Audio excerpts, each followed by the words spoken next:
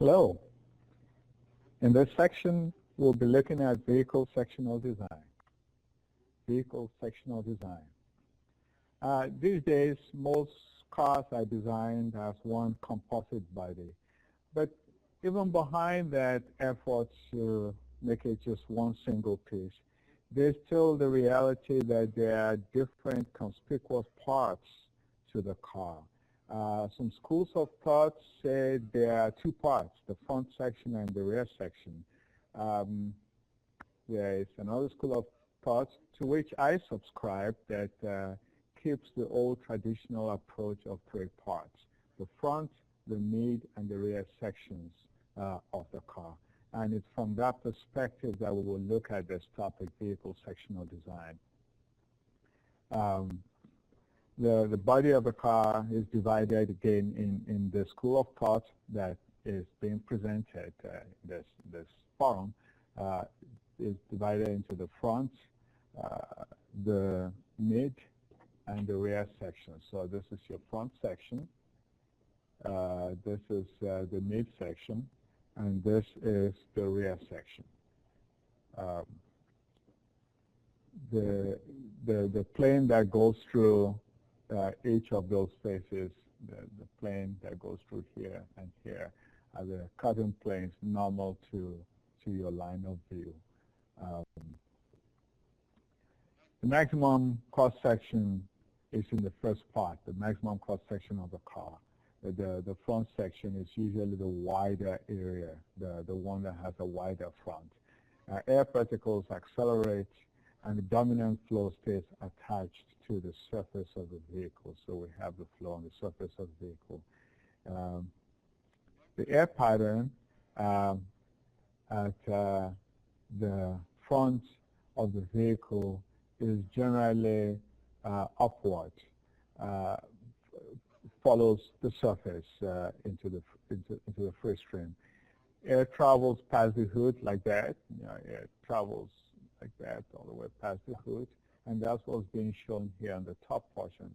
The air comes. This is the free stream flow. It comes this way, it goes, and it accelerates past the hood and the windshield. This is the hood. This is the windshield. So the air flows past, and goes on from there into the passenger compartment, which is in this section. The air flows on. There's some separation at the hood windshield interface and at the windshield roof interface, and around the pillars, and the flow reattaches, and the local pressure in each area continue to decrease. So we will look at those as we proceed. Those are essentially the things that we have going on. So now the flow. Remember from let's show this a little bit again. We have the flow coming from here, from the first stream, goes over the hood, over the windshield. Here, this is the hood windshield interface. That's the lower portion of the windshield. There is some flow separation a little bit. And at the windshield roof interface, this is here. There's also some flow separation. And when we go, we'll look at the pillars. This will be your pillars, the A pillar, the B pillar, the C pillar, all along like that. So at the pillars, there is some separation, slight separation, and there's flow reattachment. And the local pressure continues to decrease as the flow goes past here as it goes to the back. So the air continues at the top and at the sides towards the rear. So the flow that we looked at earlier on continues this way. And when it's at the mid-section, which is where the cabin is, this is the mid-section. The car has been divided into three parts. This part from here all along. Then there's this part, the mid-section. And then there's this part, the rear section. Okay. When it gets to the section, which is also called the cabin or the passenger compartment area. That's the bulk of the midsection. The flow starts to decelerate because it's reached its maximum speed here, and it's now slowing down. The cross-section gradually reduces towards the back, so the flow starts to decelerate. It goes to the back slowly. It's slowing down, and it's creating a condition that facilitates flow separation. How? Well, as it slows down, the local pressure here builds up. It's high relative to that of the flow that is coming. So the flow meets obstacle, and as it meets obstacle, that's a recipe for separation, which is the kind of separation that occurs most readily actually at low speed. But that's how separation would occur. The rear surface, at the rear surface, there's a continuation of flow properties: decreasing speed, increasing pressure. That is, the speed is decreasing. The speed of the flow is decreasing. The pressure it's meeting as it comes here is there already, and as its flow is decreasing, following Bernoulli's general law, the pressure is increasing, and it's so we have that occurring at the midsection. Now the flow starts to go from the midsection towards the rear. As it goes to the rear, the curve, which is is the curved surface down. This is the rear. And this portion, as it goes down, forms the rear. The flow curves away from the free stream. See, the flow curves away from the free stream, and the air decelerates. It's already decreasing in speed, so it decelerates, and the local pressure increases. The air flowing against the increasing pressure causes adverse pressure and potential for boundary layer separation. Drag coefficient due to the shape of the vehicle, that is the profile drag, it can be reduced substantially from about 0.28 to 0.1. That's a substantial reduction by a suitable combination of the front, mid, and rear section. So the goal is to have a good combination of the different sections of the vehicle. So these are the sections: the car front and mid section. That's how we'll treat them. The car rear section, downforce devices, and the car underside and vehicle height. Those are the subtopics that we'll look at. So this obviously is the front section, and the mid section is there, and the rear section is there. So let's look at the front and mid sections because they have some commonality to them. The midsection occurs at the interface of the hood and the mid separation, the mini separation, the separation, tiny separation that it's called local separation at the interface of the hood and the windshield right here. You have some little separation, local recirculation of flow. So we have that. Understand that a car is a 3D phenomenon. It's not a 1D, certainly, and it's not a 2D, but we'll make approximations. Generally, we can make 2D approximations that can be extended to 3D. But it's a 3D phenomenon with vortices extending sideways and carried along some distance in the sides of the vehicles. Well, apart from what's happening in the pace, they are side phenomena.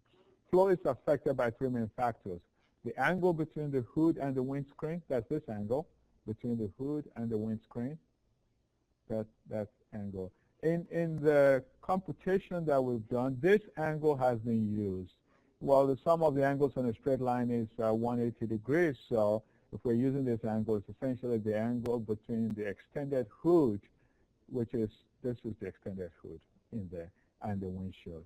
So the angles that will be used in the expressions that are provided, this is the value of that angle. So it's just 180 minus the direct angle between the screen and the windshield. So that is our gamma. This is gamma. This angle is gamma. This angle right here is gamma. That's gamma. We got it right. That's gamma. Okay. So the things that affect the flow are the angle between the hood and the windscreen, the curvature of the hood itself, and the curvature of the windscreen. The curvature of the hood and the curvature of the windscreen. Now, gamma, which you've been shown, which is the angle right in here between this. For gamma less than 60 degrees, gamma at 60 degrees these days is actually a steep angle because one of the things to improve the aerodynamics of the vehicle is to have this slant come down more and more to a reasonable figure, about between 30 and 40 degrees. So gamma 60 degrees or less generally has been found out for that. The separation point on the hood and the reattachment point on the windscreen are respectively given by this expression. X sub S, that's the separation point on the hood where you start to have flow separation, and the reattachment point, that is for these flows that separate, where it reattaches to the windscreen. So this is the expression for the separation point from the hood, and this is the expression for the reattachment to the windscreen. The function of the length of the hood for the separation point, and a function of the length of the windscreen for the reattachment point to the windscreen. So how long the windscreen is and how long the hood is, they are important, in addition to curvatures and of the hood and of the windscreen. So we'll come back and talk about these more as we look at their contributions.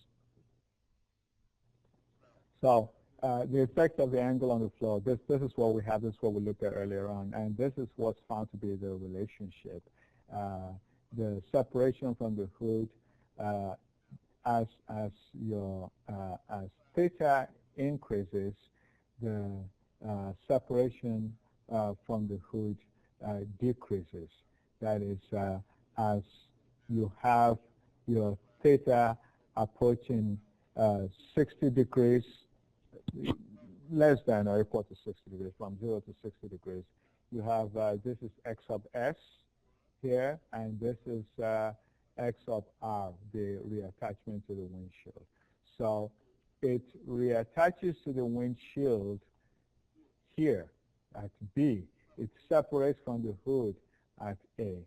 The less this angle, that is, if this were to come down here, for example, if this were to come down here, you will have reattachment to the windshield at some other points here. You will have the reattachment to the windshield at, say, there, and you would have a separation to the hood, the separation from the hood at that position. So the lower this is, the more readily it separates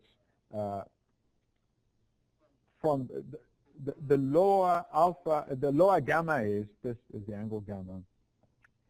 The shorter is the separation distance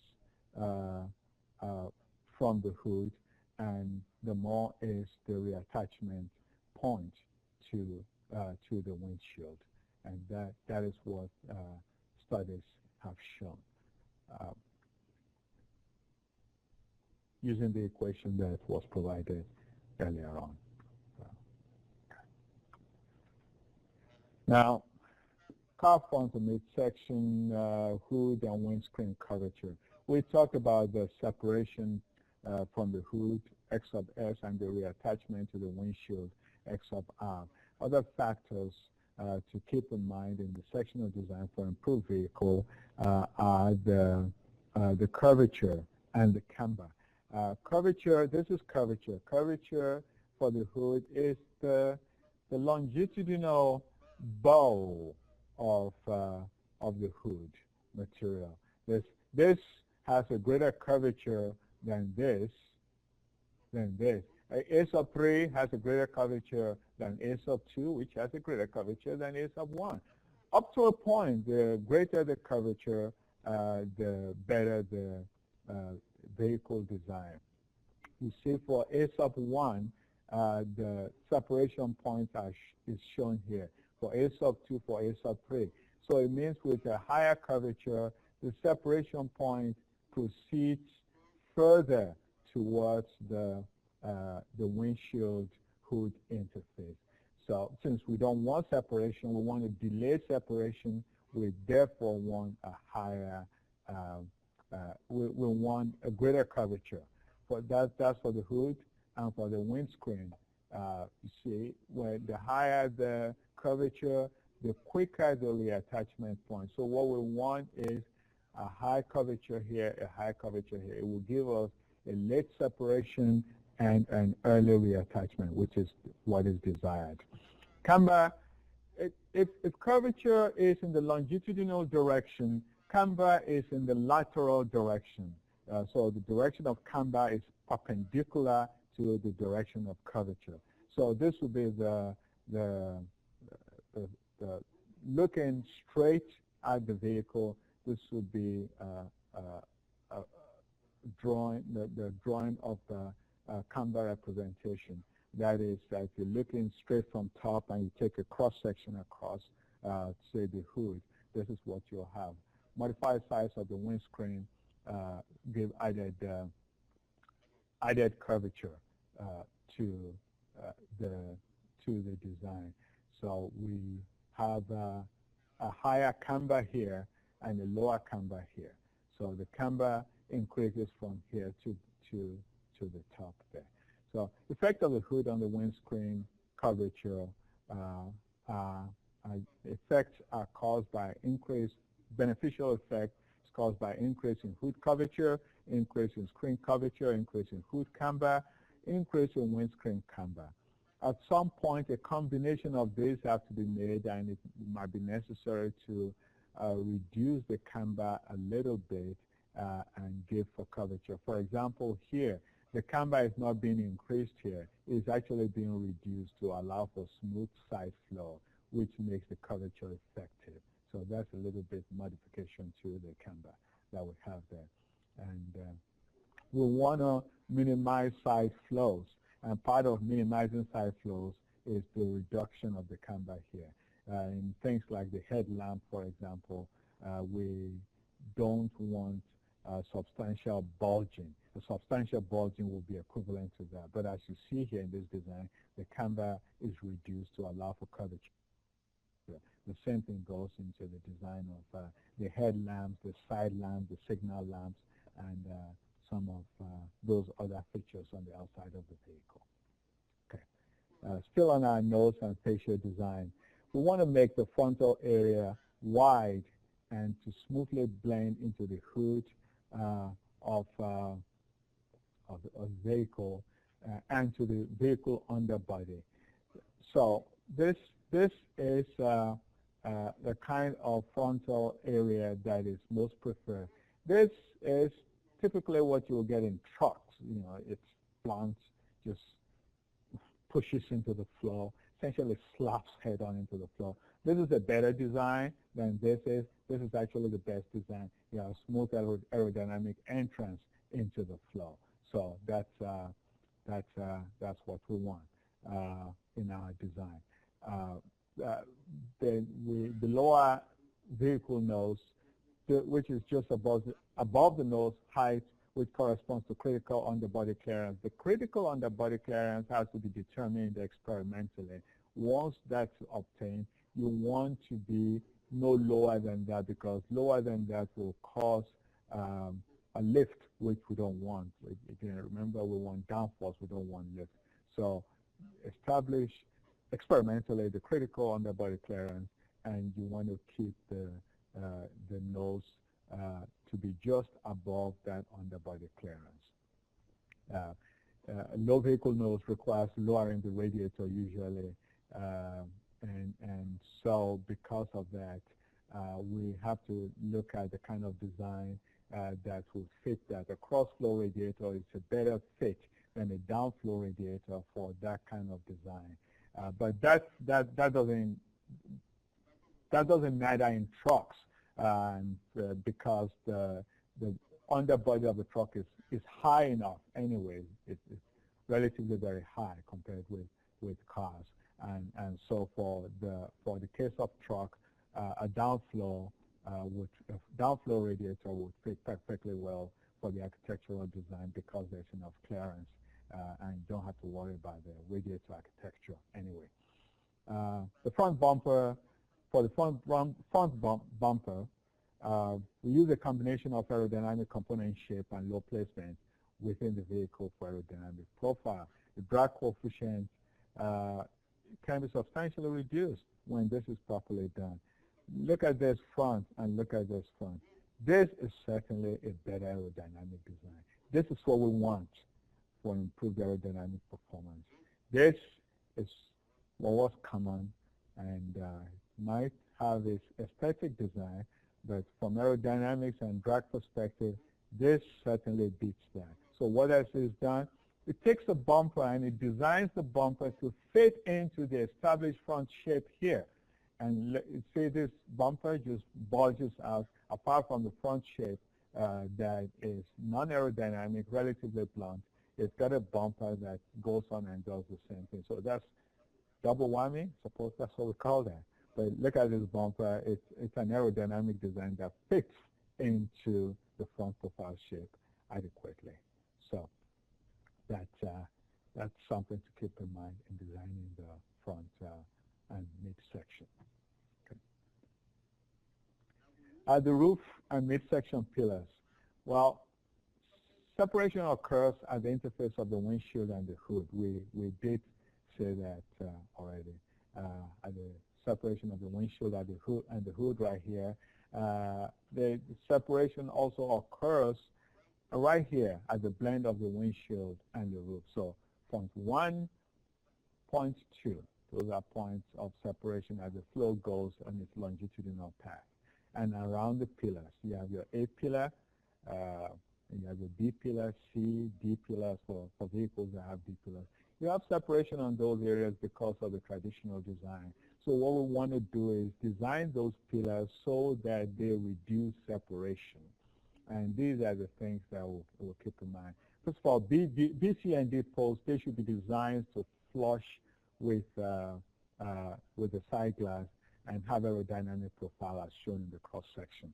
The A pillar should also be designed so that it has a very smooth move, a curve. It's like a wrap around between the windshield and the side glass. And these, for example, this is one design for, in this particular case, for the B pillar.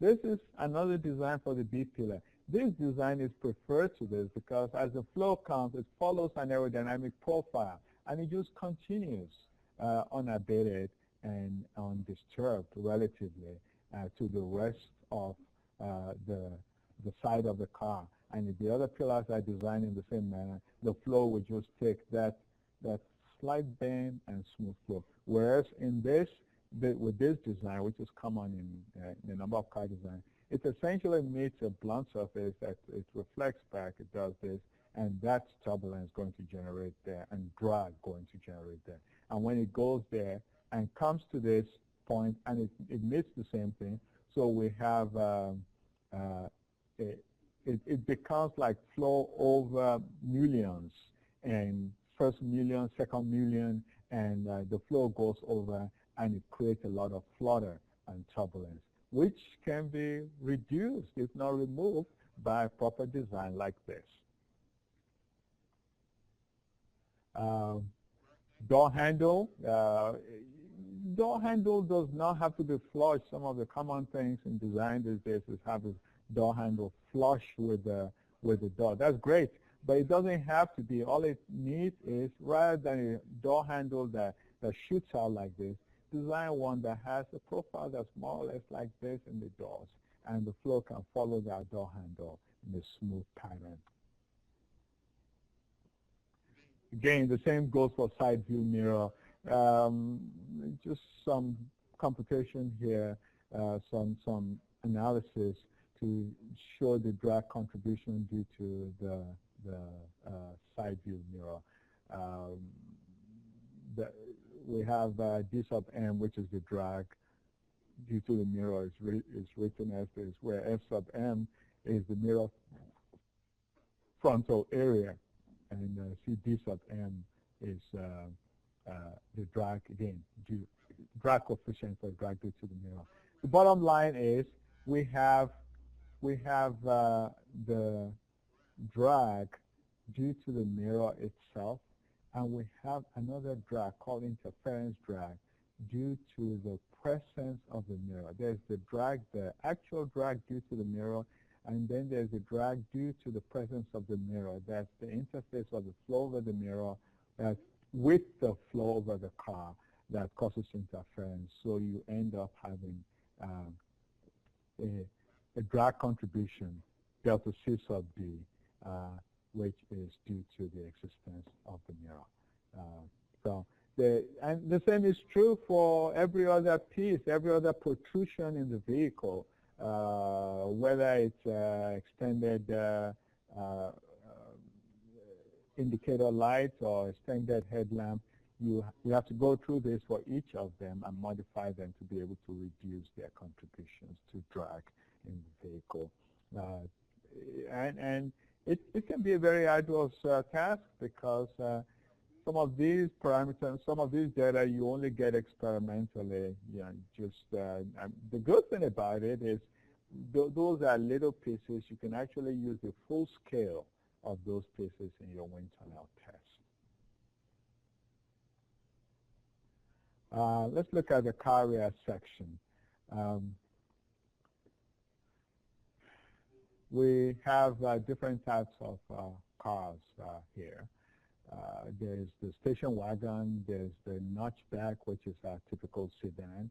We have the hatchback and the fastback, and of course we have the pickup truck and the van.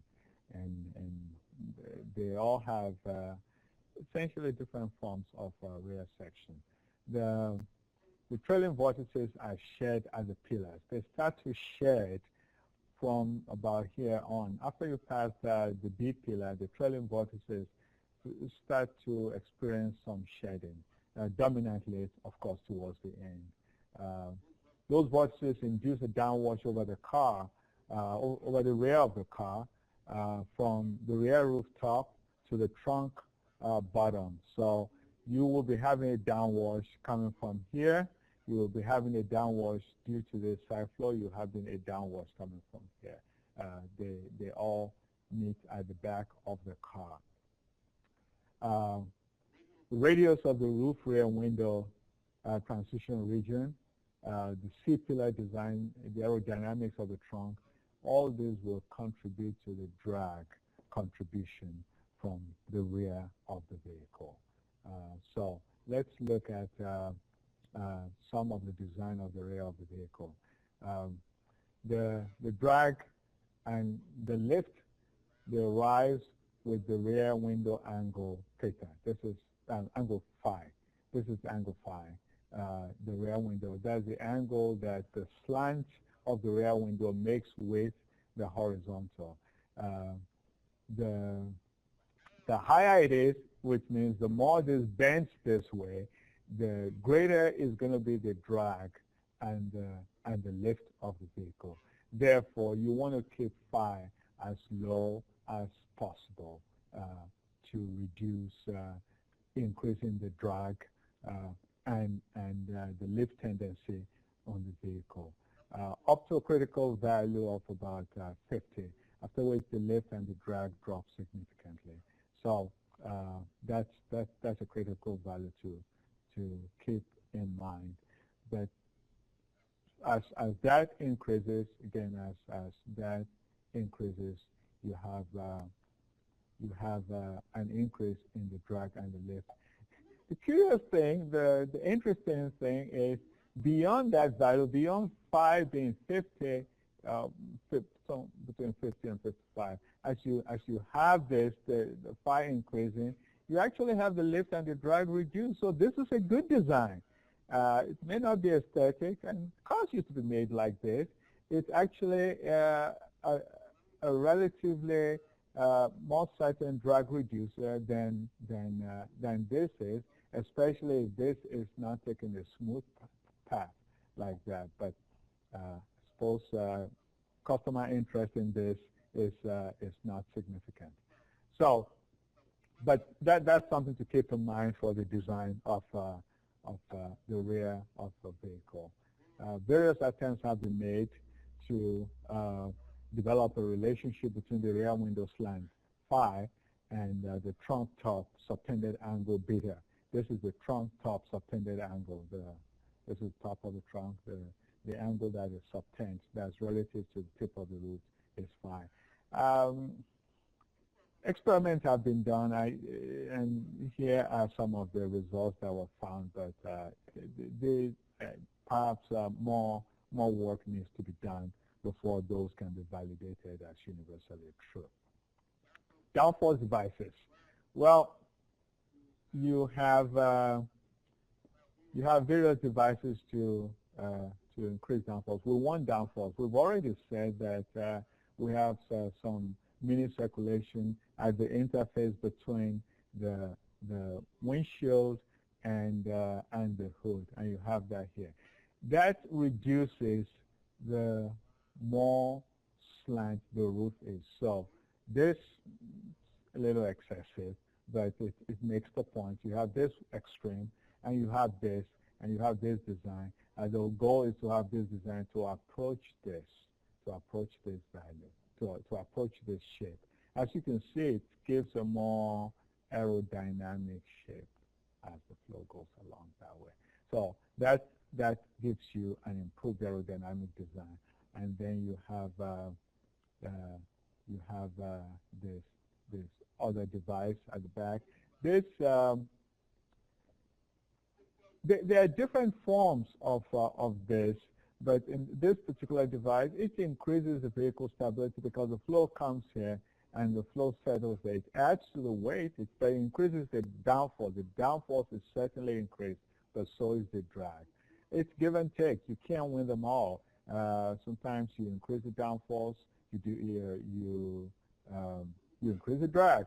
The question is, how much of one do you want to the other? It's called optimization. So in this case, the downforce is increased, but the drag is also increased.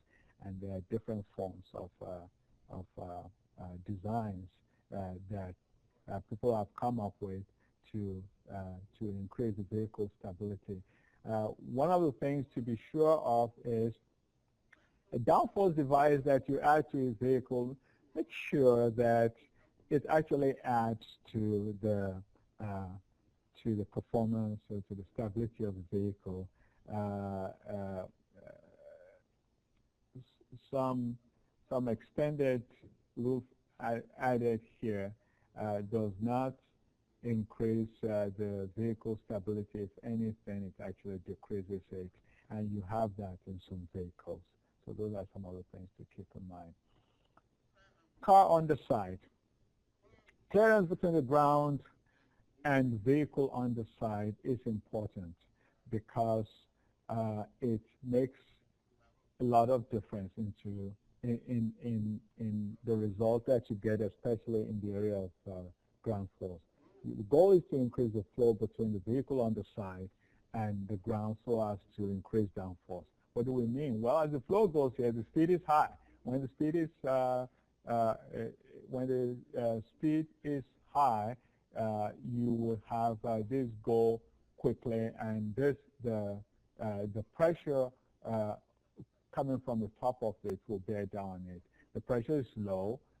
Because the pressure is low, so the upward lift is reduced, and the weight from the top here is able to bear down more on it. You have the viscous layer here, and if it's very aerodynamic, then the viscous layer is not very thick, it's relatively thin.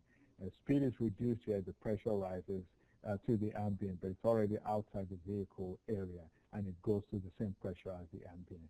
But you have your high speed here and your low pressure, and that translates to increased downforce. Now, in reality, the underbody of a vehicle is not smooth like we have it here. There's all that roughness, but we use this ideal picture to at least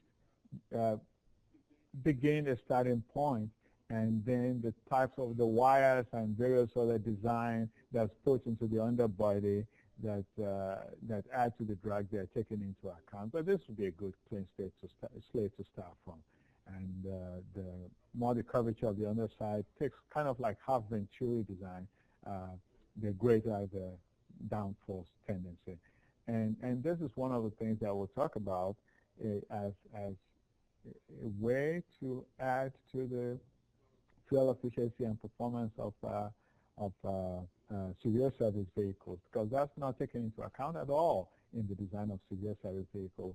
And that could be an area in which there could be gain in